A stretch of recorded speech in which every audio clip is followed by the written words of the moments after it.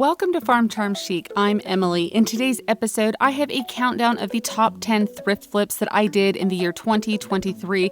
It's just a few days left until we change that calendar over to next year, so it's always fun to sit and look back at the fun things that we made throughout the year and anticipate what we're going to make next year. So sit back and enjoy these top 10 thrift flips. If you like crafting, DIYs, dupes, hacks, thrift flips, or just creating in general, I would love if you would consider subscribing. If you like any of today's projects or remember them or they were one of your favorites, remember to hit that thumbs up. But let's go see some thrift flips. I love looking through the seasonal sections at the thrift stores and finding all the fun finds. This little tin spoke to me and I thought it was so cute. However, I wanted to kind of leave. I like the season's greeting on the other side and I may do something with it for Christmas, but I kind of liked the back side. I actually liked that seam coming through, and I have this little stencil from Dollar Tree that I thought would be so cute on here. So I am just wiping this up. Now this was not actual rust. I think it was painted to look rusty like this. So it wiped up really well, and I just taped down this stencil so I didn't have to hold it with my fingers. That way I could sit here and do everything I needed to get this stencil transferred on here, but not have the stencil slipping from side to side or anything. So I just put a couple little pieces of painter's tape on there. Now I'm just using a stencil brush from Dollar Tree. I'm just pouncing up and down in motion. I do a little bit of swirling. Somebody mentioned to me that works pretty well. So you just want to make sure that you don't have a ton of paint on your brush, because that's when you start to have that seepage that comes with going underneath the stencil and creating all that mess that you really don't want there. So you can kind of just see I'm going like around in a little bit of a circle or a pouncing motion, either way, just making sure that all of those areas get covered. Now when I'm doing this, I do let it completely dry and I do a second coat because I wanted that to be a little bit thicker on here. I think it transfers really nice though. You can see when I take this off, I think it looks really good. I'm just trying to make sure that there's no places that I want to go back, because once you take that off, it's really hard to match everything up. But if you bend it down and there's a spot you maybe didn't get as well, you can kind of place it back over and touch it up. There was a little spot on the edge you could see that I needed to wipe with just like a wet paper towel or a baby wipe to get off, that I kind of had gone over on the side of the stencil. That cleaned up really, really easy. Now I'm just taking my emery board. I love using fingernail files for distressing and sanding because I love how easily you can handle them and they get into the little small areas. Now I do want to just let you know that obviously if you want to leave the stencil just fine how it was in the beginning, it looked beautiful that way. I love pieces when I'm making them to look like they have a history. They've got a good story to tell. There's something that's been around for a little while. So that is part of why I love distressing pieces. I know it's a matter of personal preference. I feel like I probably am a broken record saying that over and over, but every time I distress anything, I will have somebody comment on, oh, you ruined it. That's fine if you think that. I mean, that's up to you what you do with your distressing on there and whatnot. So now I'm just taking a little bit of green paint here. This is like a eucalyptus color, I believe is what it is. And I'm just smearing a teeny bit. I wanted it to look like it had a patina, like it's been aged, has that history, has a long story, that it's just been left out somewhere. And I just go wherever I feel, just so lightly.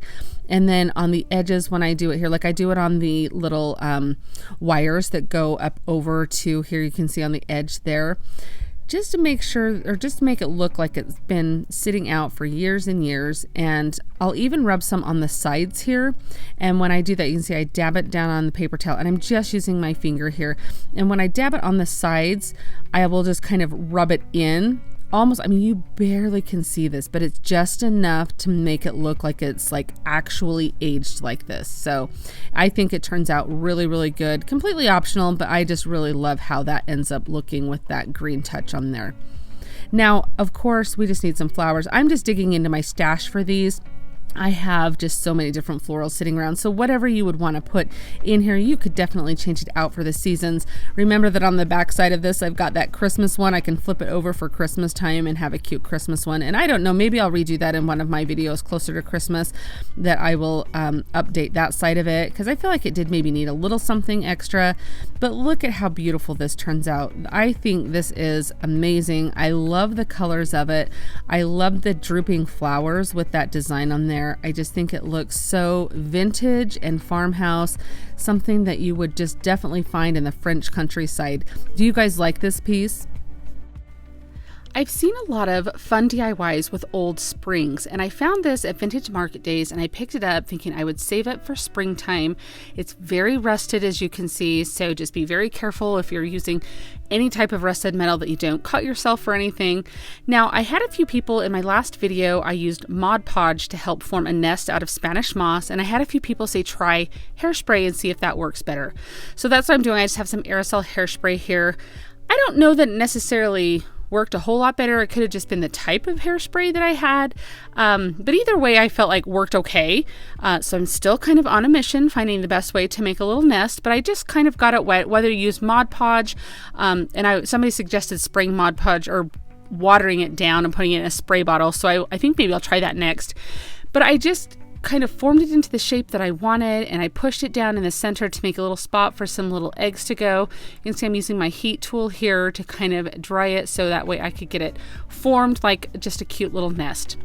And this is just Spanish moss. I buy mine in a big bag at Hobby Lobby because I feel like you get more and it's a little bit better quality than Dollar Trees, but they also sell it at Dollar Tree.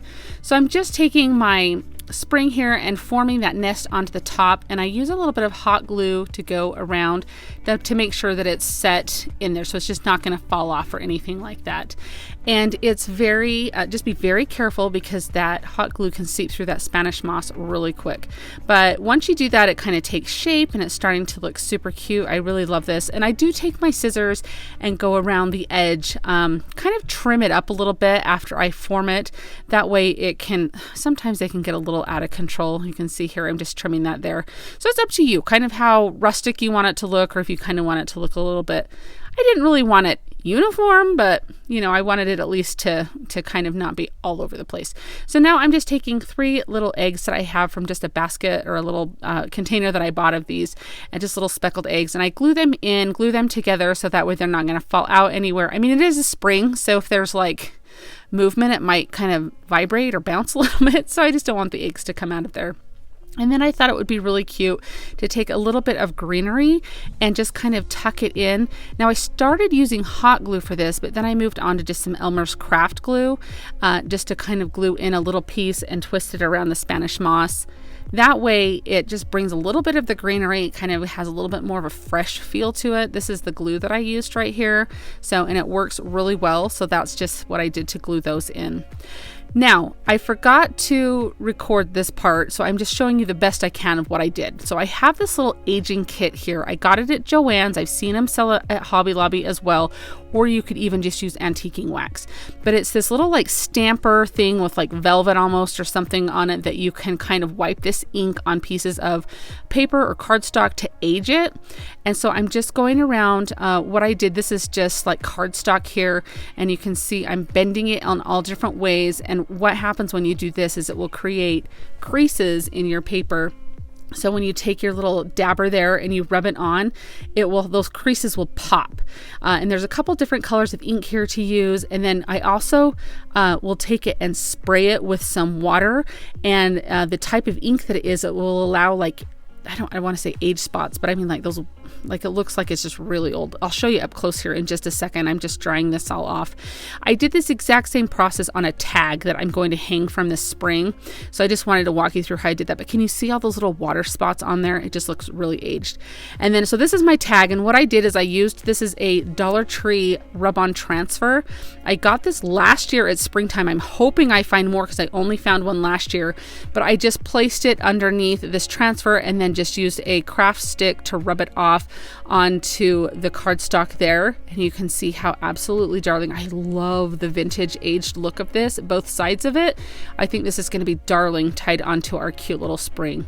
Now, when I fray my burlap fabric, I'm left with kind of these little strands of the burlap, and so I'm just using a bunch of those. I thought that would be really cute tied on here. So I just tied it around my tag, and then I'm just tying it at the top of this cute little spring, just below the birdhouse there, so this tag can kind of hang there. I felt like it really needed something else. I mean, you could leave it just plain with the spring and the bird's nest. I've also seen some really cute flower arrangements on the top of springs like this. I'm curious if you've seen anything with these vintage vintage springs like this. I think they're so fun, and you can actually find them quite easily at the antique store. Like I said, I found mine at Vintage Market Days. Look at how absolutely darling this looks. I am so excited for this, and I mean, I know it's quite literally spring, a spring for spring. I just think it turned out beautiful, and I love the feel, and honestly, I love the tag just as much as I love the bird's nest on the spring. I picked up this little picture at the thrift store because I actually really liked the frame of it. And when I got it, I had no idea what I wanted to do with it. And it ends up being kind of a detailed project, a lot of little components that go into it. But I love how it turns out in the end. Now, the backing of it just had that paper on there, and it was glued on so well. And these little staples are so hard to get out here. It reminds me of when you're deconstructing a canvas. So I just remove all of those to get to the frame. And I'm just using some foam core board. Gosh, that was hard for me to say. Some foam core board, but you could easily use like some cardboard, even like the paper, like the actual picture, the matting that came in it would work. Just anything for a sturdy background there. And I'm taking just some scrapbook paper that looks like some wood slats here. I thought that that would be really cute to use. Now I'm just taking some white wax. So the white wax is going to brighten up this frame, and I'm just going through, this frame has a lot of texture and a lot of grooves. That's why I thought it would be perfect to use this on. So I'm giving it a very good coat. Now this stuff goes on quite thick. It's a little bit different consistency than paint is, and so you're going to be able to kind of wipe it off. So once I get it covered on there and let it dry a little bit, I'm just taking my baby wipe and I'm just wiping around all of the edges where all those ridges and the texture is, to kind of have that show through. I thought that that would be such a fun aged look, just a different distressing technique. And you can see how cute it's going to look with the contrast with that paper, that board that we have. Now I got a new glue gun, you guys. I'm loving this. This is a cordless glue gun, and I've had that glue gun I've used in my other DIYs for years and years. So I'm so excited to use this. But I'm just hot gluing this piece in here, and I think it looks really good so far. Now these windows came from Dollar Tree. They have a couple different types. If you have a chance to pick up the flat ones that are not these plastic three-dimensional ones, I think this would go a lot quicker, or else use some spray paint. For whatever reason, I just decided to hand paint this, and it did take a little bit of time just because of all those little nooks and crannies that you have to get paint into. But I'm just covering it with some white paint. Now maybe you could even find these in a white color. Whenever I find them at Dollar Tree, they're in always like these really like almost like a lavender color or that yellow color. So after I paint that, I just take a wooden tag. You can pick these up at Dollar Tree. You can buy them unfinished in bundles on Amazon. And I paint mine black to look like a chalkboard. And now I'm just going to distress all of the edges to it. So I'm just sanding all around really good to have it look. You can see there what it ends up looking like. Now this part is up to you what you decide to do, what you put on your little tag here. I have this little word hello on a chalk couture stencil here that I'm going to use. You'll see what ends up happening. It doesn't end up turning out the greatest, but I think it ends up like a happy accident. But I'm just using my chalk couture chalk paste here to go over this stencil. You could use your Cricut, you could handwrite something, you could print something on some tissue paper and decoupage it on there. But look at when I pull this back, you can kind of see it looks like it didn't really transfer the best. But I thought, hey, I'm really going for that distressed look, so let me just kind of touch it up a teeny bit so that way you can at least see all of the letters. And I kind of embraced that rustic look that came with it and decided I would just go with it. And so I ended up really liking it. But again, it was just a happy accident. So now I'm just going to take my window and line it up on my frame here, and you can kind of see how I'm going to put this together. I'm just using my hot glue to glue this on. You could use something a little bit extra if you wanted to. I felt like hot glue is going to be just fine for this project. Just wherever I could get a little extra glue onto there. And then I'm just going to line that up. I just eyeball everything when I line it up. So if you need to measure, definitely do that. Now I had tied this rope onto the tag there, and I liked having it look like there was rope tied onto it, but I didn't like the tails hanging off of there. So I decided to glue those down on the back. And I'm just taking a little sprig of some boxwood here. This just comes from Walmart. I love their boxwood. I keep it in my stash all the time. And then I'm just, I wound a couple pieces together there with some twine, and I just glued it on kind of at an angle there. I did make a little twine bow for the little tag there, but I just think this turns out so cute. I love all the different elements to it. I love the look of the rustic barnwood with that gothic window and the greenery. I just think this all pulls together really beautifully. Do you guys like this one? I picked this basket up when I very first started my channel a few years ago, and it's been sitting waiting for the perfect project, and I felt like it was time to redo this. So I'm just wiping it off really good, and I'm also going to sand the edges because they were a little rough. And that way it's not going to be super rough. It'll be a little smooth. I just didn't want to get any slivers or anything, to be totally honest with you. This basket is beautiful, but the color is just not something that I have in my decor, that kind of almost like orangey look tone to it. So I thought I would totally paint this. Now, spray paint might have been a better way to go. I'm not 100% sure. I just kind of started painting it with my chalk paint, and I used this chip brush to do it, which a chip brush just has those natural bristles in it there. So you may get a bristle or two to come out, but it's very good for distressing and adding texture, which is definitely what I wanted. So I paint the entire thing white. It did take a couple of coats. It did take a little bit of time. And I'm just going to take some painter's tape here because I really wanted to add a stripe to it. You guys know I love to add stripes to things, and so I thought this basket would be the perfect thing to do that with. So I just taped off a little area, was just kind of eyeballing what would probably look the best. And I'm taking my vintage duck egg from Dixie Belle. But of course, when you're doing your projects, you're going to be matching your decor. So definitely pick a color that would be, I mean, even just a plain gray, I think would be really pretty and really basic if you wanted to, or even like a cashew type color would be really pretty. So just a little color, but not a lot, something to add a little variation. But it's very easy on the basket here to kind of go over the areas with that tape there. The tape does a really good job as far as being a barrier. And I feel like where you have the weave of a basket, you've got a little bit of a buffer there in case you did go outside of the lines a little bit. But you can see it turns out pretty cute. And on the top, I couldn't come up with a good way to space my stripes, and so in the end this is kind of what I came up with, and it did end up looking really good. You'll see here, but I mean, it's not the most even of stripes, but I distress it so it looks okay. No, I do go in and distress it though, because I really did want to have that really aged look to this. That little bit of like, this piece came from being around a really long time, has lots of stories to tell.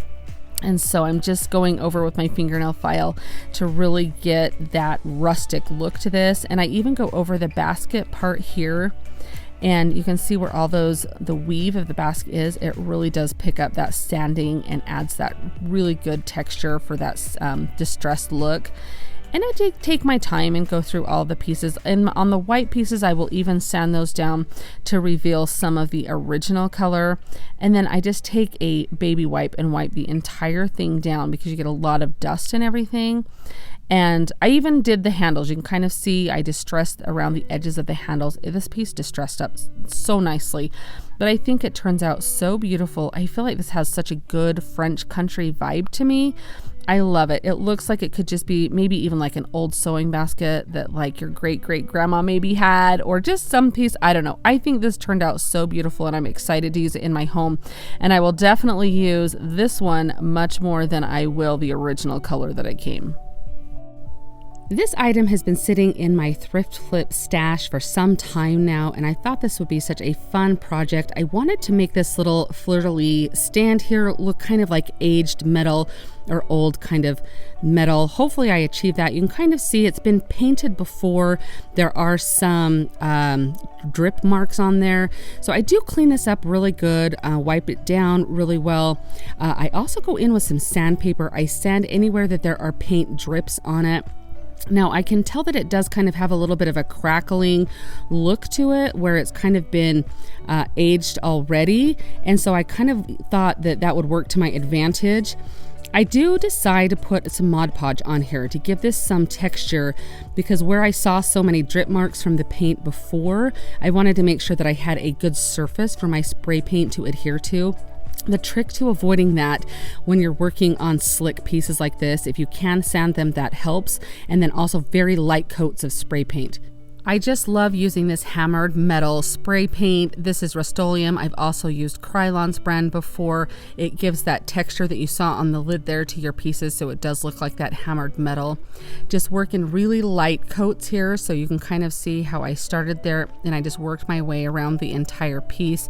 I let it dry thoroughly in between coats, and it has this reaction that happens that gives it kind of that bubbled texture, that hammered metal look. Now I took it down into my studio after it dried because it was still a little bit shinier than I wanted. I did kind of want a little bit more of an aged look to it. So I'm just taking some antiquing wax. This is just a water-based antiquing wax. This is the kind you can get at your craft store or Walmart. And I'm going all over the entire piece, making sure to push it in all of those little nooks and crannies that this piece has, so it would have that totally like aged old world look. I did wipe some of it off in areas that it was a little heavy on there, and then if there were any areas I wanted to go and darken back up, I just put a little bit more. But I am very happy with how this piece turns out. I think sitting like on my porch or in my home or anywhere, this is going to give a perfect old world French country look. I love this. This type of piece, if you were to buy this metal, would cost so much money, and it was perfect for a thrift flip. What do you guys think of this piece? I was at my mother-in-law's the other day, and she had a pile of stuff bound for the thrift store, and this bucket was in there. And so I'm going to call this a thrift flip because it was on its way to the thrift store and I rescued it. So a thrift rescue. Anyhow, it's this darling metal bucket, and the sign on it was really cute. I'm just checking to see if that handle comes off easily at all, which it did not. And you can see the design is very faded. The colors were probably once really bright. And as I was looking at it, I realized, wait a second, this is just paper that's on here. So I did my best to tear as much paper off as I could. I kind of used my putty knife to go around. There was like a little ridge around the base and the top of the bucket. You can kind of see those there. And I just kind of went with my putty knife to kind of perforate the paper there so I could tear it off as easily as I could, which honestly was not very easy.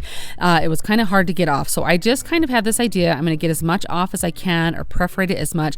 And then all I did is I went and I ended up soaking this in a sink full of water, like my kitchen sink, for probably about an hour. And this is after that, and so I'm just going to show you that it starts to come off pretty easily as I rub it with my finger. So I just take the putty knife again, and I'm just going to peel up as much as I can. And it does a pretty decent job this time of being able to scrape it off, but there was still a little bit. You'll even see some areas like you can tell that the water didn't even touch it because the paper was so adhered and the water couldn't touch it. And so I had to end up soaking it again. Some of it just peeled off so easy, that top layer did, but you can kind of see in the center there, that's where that little dry spot was. So I took my sander, sanded it a little bit to kind of help break up any more of the paper that was on there. And then I took it back to my kitchen sink and let it soak maybe for 10 or 15 minutes. All I did there, which I'm sorry I don't have footage from in my kitchen, was I just took a sponge, and on the scrubby side of the sponge just kind of went around all of these areas that you can see here. I actually was thinking this looks kind of cute, like the way it was there, but I just kind of scrubbed all of that off with that side of the sponge, and it came right off. And there was a few little areas when I got it back down into my craft studio, so I just used a baby wipe to wipe those off. Now, this is my first time ever using Dixie Belle paint. I found a cute little antique store in my neck of the woods that had a booth that had a bunch of different Dixie Belle paints, and I have seen a lot of different crafters use it, and I had never tried it. So I found this duck egg color, which I absolutely love, and so I thought this would be the perfect project to try this on. I'm kind of going for a vibe of like a French flower tin here, and so you'll kind of, hopefully I achieve that, or you think that I do. I love how it turns out. So I'm just very careful to go around the hardware on where the handle is, because I do like that color, kind of the rusty metal color there showing through. So I'm just very careful as I go around the edge of that, and I'm just using my heat tool between layers because you can see how fast it dries when you're using your heat tool, so you can move right on. And honestly, it didn't like crack or anything like that. This paint is very well, I definitely can see why a lot of crafters gravitate to this paint, and I can also see why it is a little bit more expensive than your typical chalk paint. I was very pleased with it, and I'm excited to try some different colors and maybe even some furniture projects with this.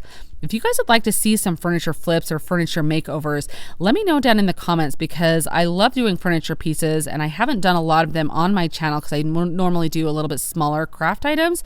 But if you guys would be interested in that, definitely let me know down in the comments, because I would love to start showing you guys some of those.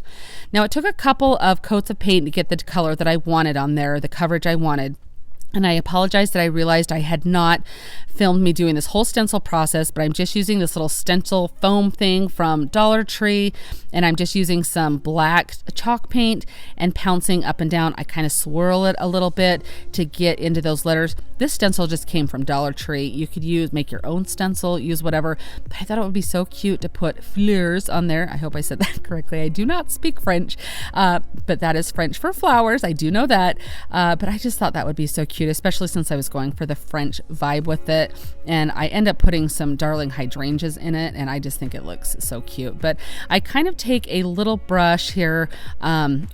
First, you guys, do you remember that sign I made a couple of weeks ago with the black paint on there, and I made the mistake of sanding it and it made the whole project turn black? I almost did the same thing with this one and was like, I caught myself and went, oh no. When you're doing black, don't sand over it to distress it, because it will turn everything black. You're going to distress it with the same color of your base paint. And you'll see me do that in a minute. But I just take a little detail brush and I kind of close in from that stencil there. I didn't really know how it was going to look. I don't know if it would make a difference, but I did it anyway, so that way you can kind of see that F and that E there. I just kind of made it look so it wasn't so apparent that it was a stencil. Anyhow, then I just take a do a dry brush technique, and I just take a stencil brush or a chip brush. Apparently I'm going to dry that off first there. Here we go. And I put a little bit of that duck egg on it and then dab it off on like a paper towel or a baby wipe, and then lightly go over, because I wanted this to look faded and aged. And so I didn't want that black to be, you can kind of see here after I go a couple of times, it starts to have that more faded look. I probably could have started with like a dark gray, like an elephant color chalk paint or something like that. Might have even helped the process a little bit faster, but I kind of kept going until I got the desired effect. Now I took some apple barrel burnt umber paint, which gives a great rust color if you're kind of wanting to do a quick rust look. Now I've done lots of different rust techniques. There's the cinnamon technique, there's the technique where you use baking soda, different times that I've used like different colors of paints to get more of a authentic rust color look. This one I was just kind of going for, let's just make this quick and easy, and that burnt umber totally achieved what I wanted it to. So I'm just kind of dabbing it in natural places where the bucket would have aged as it was sitting out in the weather. You know, I like to make up backstories for my pieces as I'm making them, that this is just a forgotten bucket here that maybe has been repurposed for a flower bucket there. The French countryside, all of those thoughts go through my head as I'm making my projects. So I'm just taking along the edges on the bottom and then around the hardware from that handle. And I love the wood handle that was on here, so I feel like it really just kind of fits in. And I didn't have to do anything to the inside of this bucket. It actually looked really good the way that it was. Now less is more when it comes to the rusting, so you can see here how everything looks together. Those white hydrangeas I feel like set this off. You could even drill a couple holes in the bottom and plant a real hydrangea in there if you wanted to do that. This way I can use this inside or out, but I think this will look darling on my porch this summer. Are you guys on Instagram? If you are, I would love if you would come and find me. I am Farm Charm Chic over there. I'll leave a link down in my description box so you can easily find me. But come and see what I'm working on. I post there quite a bit. I like to show you things that I'm working on or when I have videos ready. It's just another place to stay in touch. So if you do come find me, remember to send me a DM and say hi, because I do love meeting new friends.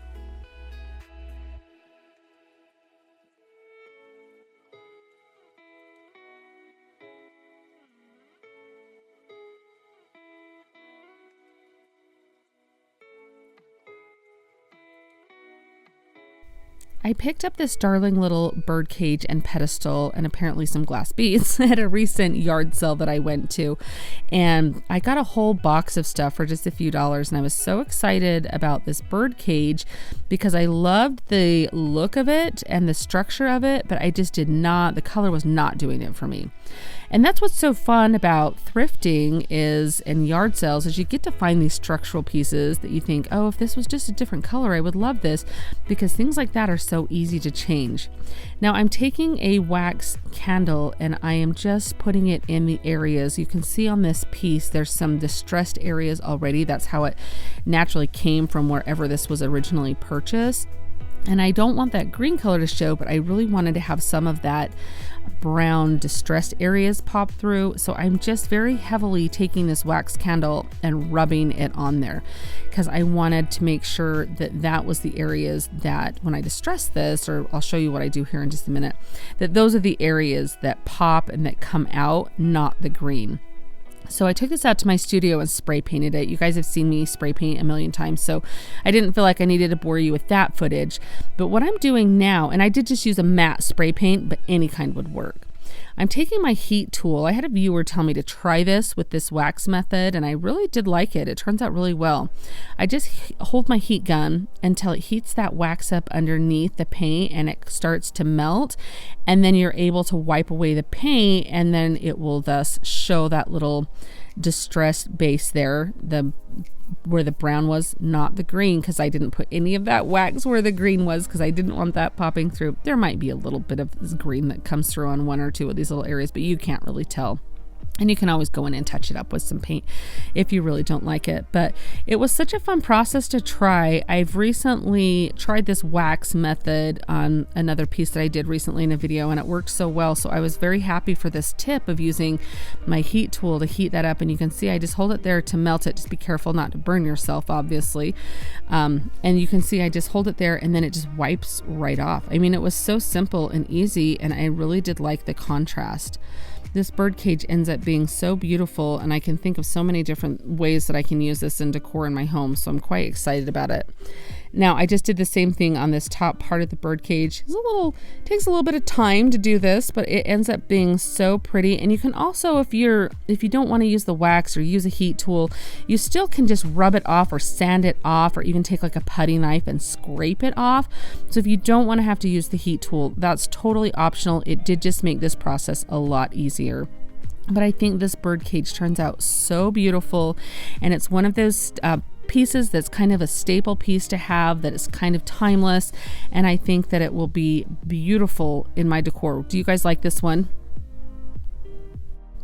A few videos back, I did a darling little tin that was very much like this that I rescued from my mother-in-law's house. It was on its way to the thrift store. And I also have this little watering can tin that is the same pattern that is on it, or very similar. But I did learn with that bucket that this is paper that is on here. You can see how that kind of comes up. And it was a huge pain for me to remove from that bucket. So I'm trying to use the lessons I learned from that with this. So I sanded all over to kind of take the glossiness off of this paper. I then took it to my kitchen sink and had it soak for about 20 minutes just in warm water, and it wiped completely clean. All of that paper, I could just use my finger to wipe it off. I'm sorry I don't have any footage of that, but it was very easy to do that. And then I just wiped it down with a towel to make sure this is really clear. Now I am just using some white paint. I end up doing the entire thing in one coat, and then you can kind of see where my surface line is there. That's where my blue paint's going to go on the top of my watering can. And I'm just using some painter's tape to get that line on there so I have that area to do my little blue star section for a flag, because I want to do this in a flag pattern. Now I feel like if you don't have a watering can at home, they're pretty easy to find at just your gardening store or vintage markets, thrift stores, things like that. But if you don't have a watering can, this would be darling just using one of those tin Dollar Tree buckets that they have. The taller ones I think would be so cute to do that with too. So I'm just using a couple strips of the 1-inch painter's tape to do my stripes. So if you have 2-inch painter's tape, that would be much easier, but this was the only tape I had on hand. So I just go all the way around, and I'm just painting or get that separated, spaced, I know words here. I get it spaced all the way around the watering can, and I'm just doing my white paint in there and just careful not to get it over that blue. I should have placed tape up there. It ended up being fine, but that would have made things a lot easier. But I just went through each of these stripes, making sure that they each had a good coverage. 2 coats minimum of the red, 3 coats to make it a little bit darker if you want. And I was just really careful over those the painter's tape there to make sure that when I lifted that up, I would get really crisp and really clear lines. So you can see here I'm taking off that paint and how crisp those lines are. If you do have any bleed through, just take a little bit of white on your paintbrush and go over the little areas that might bleed through. I've had a lot of people tell me, oh, you should paint your base color first and then your top color. If you have the time to do that, go ahead and try that. I've never had it be, it just takes a lot of extra time, and I get that sometimes you want it to be perfect, but I feel like the amount of bleed through I have doing it just this way like saves me so much time. It's very rare that I do ever. I had like one little spot here, so all I had to do was just kind of go over it like that, and then voila, it was fixed. So I do know the method of painting the base color first. It takes a lot of extra time, and sometimes when you're trying to get videos out, you just go with it, and I honestly don't have too much of a problem with it. Now, if you have some star stencils, use that. I did not have any, so I just cut some out on my cutting machine, just some vinyl that I used as a stencil here. I know at Dollar Tree you can get stencils that have stars on them. You can use star stickers. You can freehand them. So many different ways to get stars onto your item here. Trace some that you might have. You could even glue some on there as a little bit of an extra embellishment. But I just did the white paint on that. I did them above each of the red stripes there. I thought that that was a good way to kind of space them. And you can see when I peel those back how good they look. Now, I did decide to rough this up a little bit. I think I might end up putting this on my porch. So I wanted it to look like it had been sitting out for a couple of years. It was kind of aged, something not as new. And so I thought that sanding it, I really liked how that looked. And this is a hard coat Mod Podge I painted on there to protect it. And you guys, this is one of my favorite 4th of July projects I've ever done. I think it turned out so cute. I mean, you would pay big bucks for this, I feel like, at a craft show or something. And I think it's darling just to have a little plant in it. It is a functional watering can, so I can use it for that. It is protected with that Mod Podge, but I really think I'm just going to use it as a decor piece. Do you guys like this at all? Would you guys put this on your porch, or would you keep it in your house? This is such a fun and quick little thrift flip here. I found this darling orb here, and I do like the yellow color. However, I wanted to match kind of my decor lately, and so I did just paint this with some Dixie Belle paint. You can use whatever kind of paint, but I'm loving the vintage duck egg color, and that's kind of the theme that I'm going for with some of my projects today, so I wanted them to all match. So I just cover it completely with that paint and let it dry. And then I'm taking my white wax and I'm just going to paint over the entire surface pretty heavily. Let that kind of dry, and then I'm just going to take a baby wipe and wipe all of the raised surfaces. So that white wax is just going to stay down in all of the little crevices that are there. And that way you can have the detail of this beautiful design show up. And so it's pretty simple, pretty self-explanatory as you're watching this, of how easy it is and what you do. And you can always go back and add some more wax if you wipe too much off. You can always go back and add a little bit more of the original paint color lightly, but look at how beautiful. I love that way that distresses that. Now, to take this one step further, I'm taking a little bit of gold paint. You might be able to use Rub and Buff on here. I've never actually used that, but I have this gold metallic acrylic paint, and I just very lightly put some on a paper towel, and then kind of, not a whole lot, I mean just a little bit, and I'm rubbing it very lightly over these raised areas so you have a little bit extra contrast there. I just thought that that would almost give it kind of a brassy look here, or like an aged brass, I guess. I just really thought it looked really pretty, and it's so fun to see the designs on this little ball pop and kind of come to life with the different colors that you use there. You can kind of see how that ends up looking there, the contrast. Do you guys like this? Is this something that you guys feel like is easy enough that you guys would like to try this?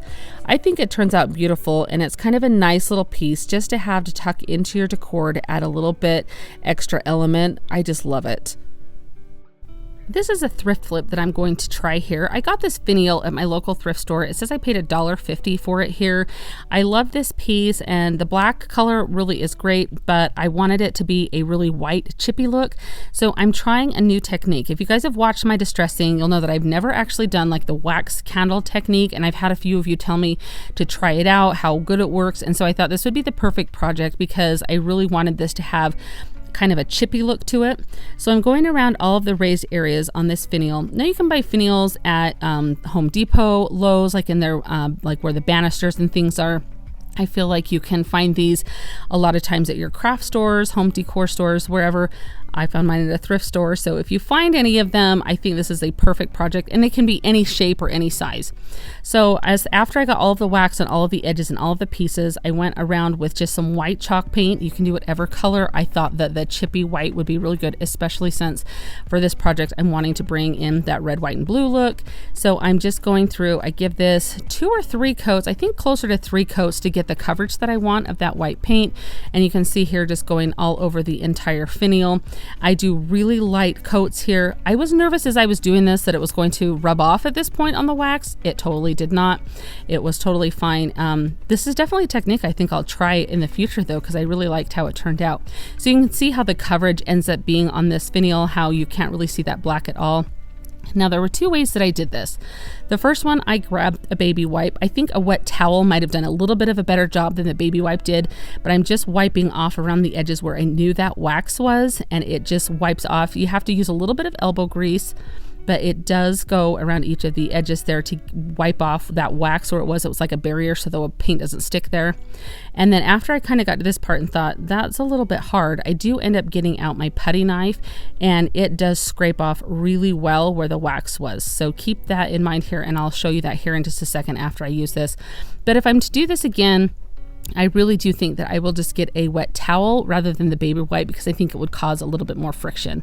So here you can see me using that putty knife. So I just kind of went over all of the areas, and then I would wipe it down with the baby wipe, because you do get a little bit of the scratch marks on there from that putty knife. But I think this is looking really good, and I just love how you can see all of that detail start to show out in it, and you can see all of that little chippiness there. I did drill a hole in the top of it so I could place my flag in there, so you could change that out for different seasons or different flags or countries you're wanting to represent. But I think this turned out absolutely beautiful and perfect for summertime to have on a porch or a mantle or somewhere in your home.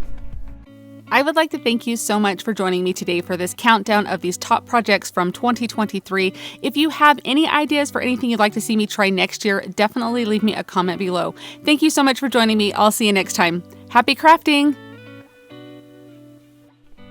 If you like the video that you just saw and you want to keep crafting together, here's another video that you might enjoy. And as always, remember to like and subscribe. Thanks so much for watching. I'll see you next time.